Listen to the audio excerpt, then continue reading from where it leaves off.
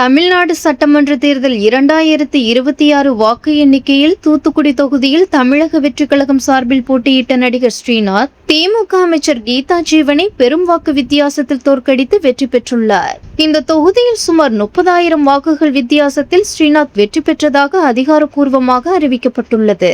10 சுற்று வாக்கு எண்ணிக்கை முடிவில் அவர் 15,971 வாக்குகள் முன்னிலையில் இருந்த நிலையில் இறுதியில் பெரும் வெற்றியை பெற்றார். தூத்துக்குடி தொகுதியில் திமுகவின் வலிமை மிக்க தலைவர்களில் ஒருவரான அமைச்சர் கீதா ஜீவனை தோற்கடித்த ஸ்ரீநாத்தின் வெற்றி தவேகாவினரிடையே பெரும் கொண்டாட்டத்தை ஏற்படுத்தியுள்ளது. தொகுதி முழுவதும் தவேகா கொடிகள், விசில் ஒலிகள் மற்றும் வெற்றி கோஷங்கள் ஒலித்துக் கொண்டிருக்கின்றன. நடிகராக பிரபலமான ஸ்ரீநாத் இந்த தேர்தலில் தவேகா சார்பில் முதல் முறையாக களமிறங்கி திமுகவின் வலுவான தொகுதியில் வெற்றி பெற்றுள்ளது கட்சிக்கு பெரும் உத்வேகத்தை அளித்துள்ளது. இந்த வெற்றி தவேகாவின் எழுச்சியை மேலும் உறுதிப்படுத்தியுள்ளதாக அரசியல் விமர்சகர்கள் கருத்து தெரிவிக்கின்றனர். தேர்தல் முடிவுகள் இன்னும் முழுமையாக வெளியாகாத நிலையில் தூத்துக்குடி தொகுதியில் ஸ்ரீநாத்தின் வெற்றி தமிழக அரசியல் களத்தில் பெரும் பரபரப்பை ஏற்படுத்தியுள்ளது. தவேகா தொண்டர்கள் மற்றும் ஆதரவாளர்கள் இந்த வெற்றியை கொண்டாடி வருகின்றனர்.